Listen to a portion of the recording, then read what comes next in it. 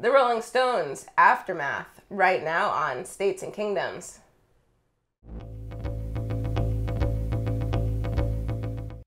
Welcome back to States and Kingdoms. Today we're talking about the Rolling Stones and their fourth album, Aftermath, UK edition, in mono, part of our ongoing series from our Rolling Stones in mono box set. Installment number 4. Yes.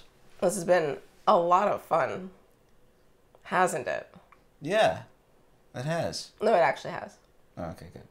No, it's been fun. I'm enjoying these albums. Okay. You're enjoying them. Yeah. I'm enjoying them. They're enjoying them. I'm not going to speak for them. And, oh my goodness. Anyway, okay, so Aftermath. Aftermath was actually the album that I listened to of the Rolling Stones. Yeah, me too. This is as far back as I went. Because I always heard this was, this is where it was at. And it's Gear Fab. Basically this and Beggar's Banquet, but I went for this first because it was first. But I heard the American version again. Yes. When I never saw the English version on CD, and so that's what I know. I mean, I keep saying the same thing over and over again. That's okay. Basically, I still slightly. It's slight because really it's one song, a couple of songs not there. And, track order, yeah, changes. So slightly, I do prefer the U.S. version. Yeah, I think it's a little bit of a more complete album. It's just kind of, it flows nicely. Kind of slicked down. It's kind of it's a little coupe of an album. Oh. Yeah. Well, I think just first off, I mean, this is the most obvious thing in the world, but from the third album, this is such a big jump, I think, especially since you're talking about going from the first 3 albums being mostly covers, almost exclusively covers, and then all of a sudden, completely written by the Stones. It's a big change, and it's a really good change. Yeah, I think this album is really wonderful. It's also Mother's Little Helper, the UK version, the UK version, which I feel like it's funny, with the Rolling Stones, and probably some other things too. I never really listened to the lyrics. You listen to lyrics. I'm not talking about just now, but I long time ago, whatever. I never listened to lyrics. I didn't know it. I thought maybe it was like a vacuum cleaner or something. No, I never really thought about it. It was like one of her Mother's kids. Little Helper. Yeah, I don't know. I was like, yeah. There's a guy that just comes around every now and then. Hello, I'm Mother's Little Helper.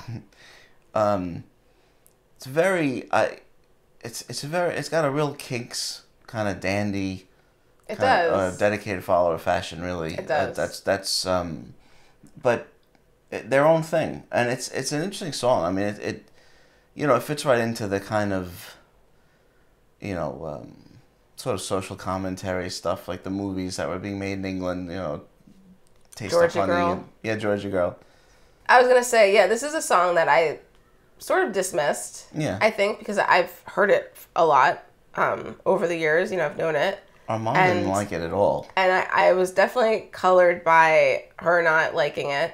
Yeah. Something about it was off-putting. I don't know, yeah, so I sort of took on her feelings about it and didn't really give it that much attention. I just didn't think about it, really. No, but listening to it, again, more in depth and really diving into it, and I guess listening to the lyrics a little bit, it's growing on me. I actually kind of like it now.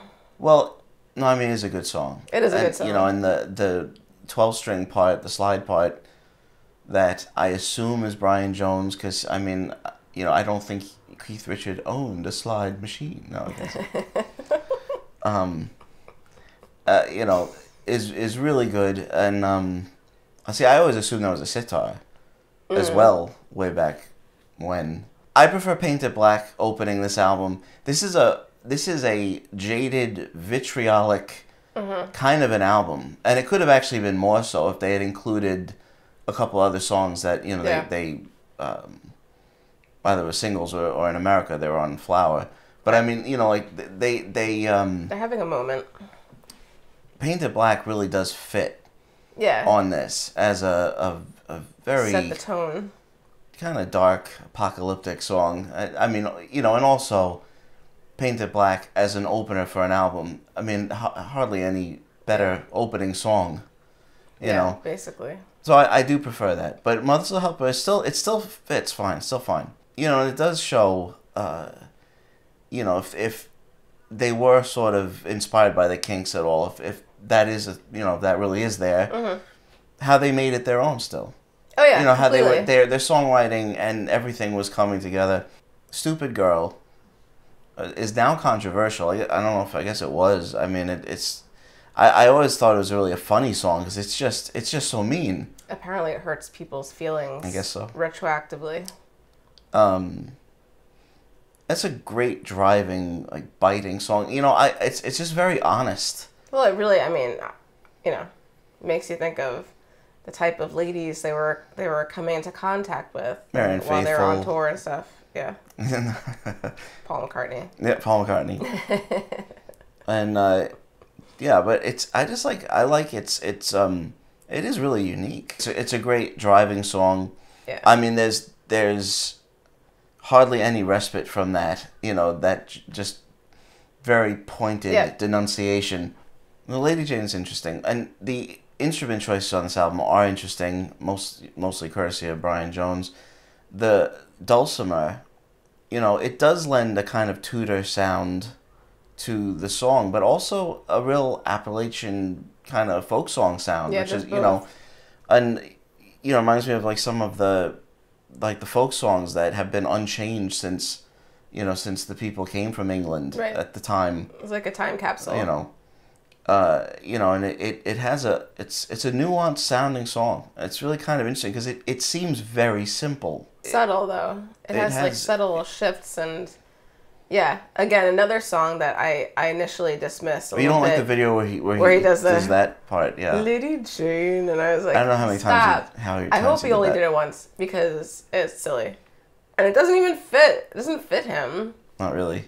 So no. Unless he thought it was hysterical, he was doing it as a joke. In that case, it's fine. Yeah, it's an interesting song, and it's very different from anything else. Yeah. More or less. So yeah, it's cool.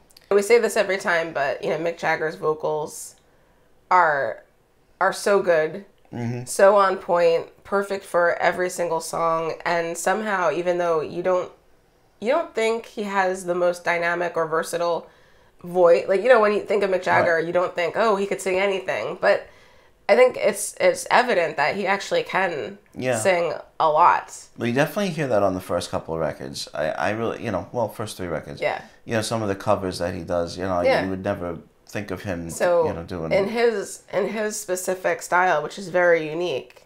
He can go in all these different directions and do a ballad, and you know. And something like this, his style is one of the nuances. It you know, it really sets them apart. Yes. Yeah. No one else sounds like that. No.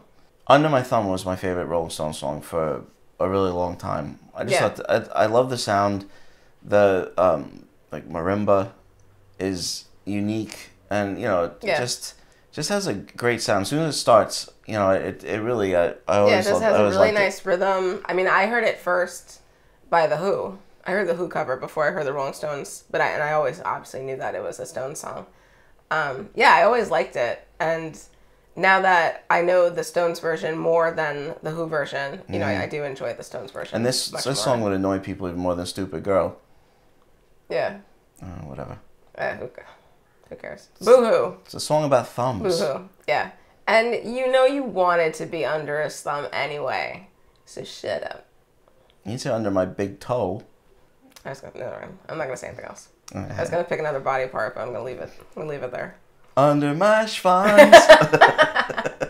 Don't You Bother Me is a great blues song, and that's actually something I really like on this album. The blues things that they do are unique. The you know, insistent beat, the slide, that, you know, it's got a real country blues kind of feel.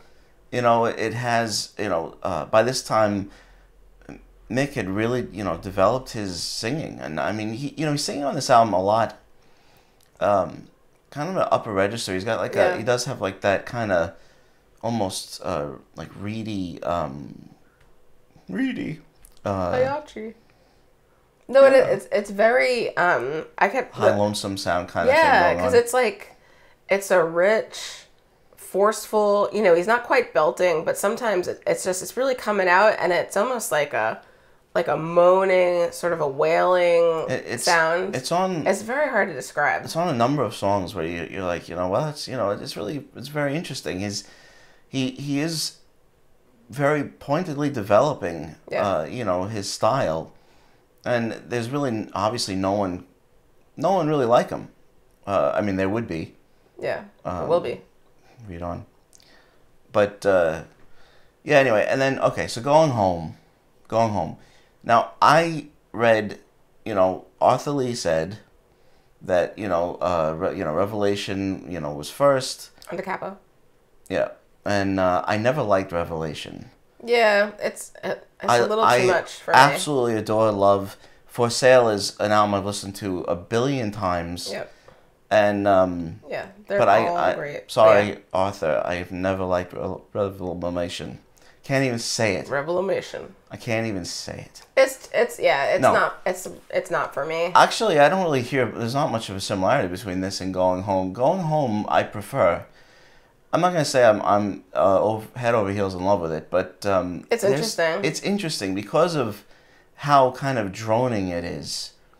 It doesn't go into jam session type solos, and there's a real focus of it. Just there's a very simple, subtle, primitive, shifty rhythm that just continues on, and the changes that happen are very, very slight. Yeah, like rhythmic shifts. But they happen, and it keeps it interesting. And again, it's interesting. I don't think I said this yet in this video, but I feel like I say in all of them.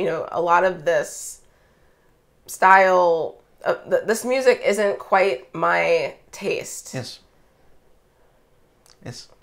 But I actually really do understand and appreciate and enjoy. Get out. A lot of this.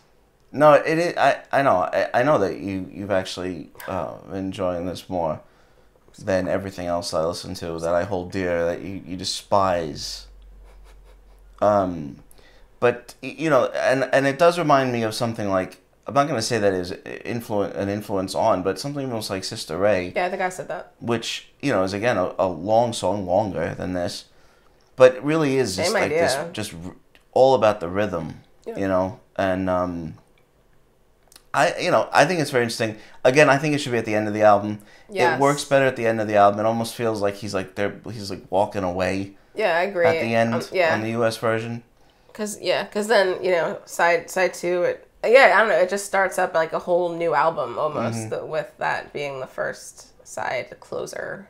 So Flight 505, again, isn't really a song that I would choose to put on, listen to by itself much. It fits on the album. Yeah. And I think you said that it sounds like, something that they would revisit. Well, expand on, it just sounds like it's almost like the Rolling Stones. It does. It's kind of like a mix of, Get Me to the Church on Time and I Want to Be Sedated. Side 2 on the UK version, it's quite long, and, the songs are varied. You have the kind of more folky country blues country songs that that you would continue to basically hear. Yeah. And then you still have some of their more pop kind oriented, of but mid-60s still good songs. Yeah, it's very mid-60s sounding. So High and Dry, It's Not Easy, I Am Waiting, and Think all seem very country blues, country, very much like the Stones, what they're, all about. Mm-hmm. And Out of Time, it's kind of, to me, hovers between those two. I really like it. I like the song too. It's a little too long. Yeah. 5.5 minutes. That's a long song. Yeah, they could give it a snip. Yes, very Rolling Stones sounding song, and also lyrically an ultimatum. Yeah. To whom? I don't know. A stupid girl. Yeah. Take it or leave it. What to do. Very mid-60s sounding, but it's interesting. They're still really good songs. You can still hear how they had developed, and but they really wouldn't really do this again. No, but I don't care. It's interesting choices though, because there were some other songs, and as one thing, not putting the singles on Yeah. Their singles were the singles were the best. They're phenomenal at this point. But still, you know, going at it from this direction, Even from the this Beatles angle. probably should have done that. Yeah. Well, yeah. Well, that's why Past Masters is so wonderful. But, you know, coming at it from this direction now, starting from the beginning, I appreciate this album so much more. I mean, I thought it was really good, but it's really good. It's really good, you know, considering their writing quality and the style and everything. Everything is just like totally gelling here. This album is really interesting. I mean, in 1966, putting out such a kind of ill-tempered record, Acerbic. yeah, is really very interesting, and it works very well. It's very satisfying. It is. It's very satisfying. Because you're right there with them. You're like, that's right. Yeah, interesting instrument choices. You know that Brian Jones uses to, you know, subtly to just give extra texture to the song. It's not something that maybe some people even noticed. No, it's perfectly integrated. He doesn't slap you in the face with it. Yeah, it's really good. Altogether, a very accomplished record. You know, and like I said, their singles from this time are. That's why the American version really is a lot of fun to listen to, because I mean, just by adding Painted Black. Yeah, you missed the song. But I mean, song. 19th Nervous Breakdown was from this period too, and that I always thought that was a really great song. So, you know, the singles were amazing. Yeah, they're coming into a very prolific and exciting period. Please make sure to let us know what you think of Aftermath in the comments, and make sure to like this video, and please subscribe to States and Kingdoms. We have more videos coming out every Monday, Wednesday, and Friday. So we'll see you next time, and thank you so much for watching.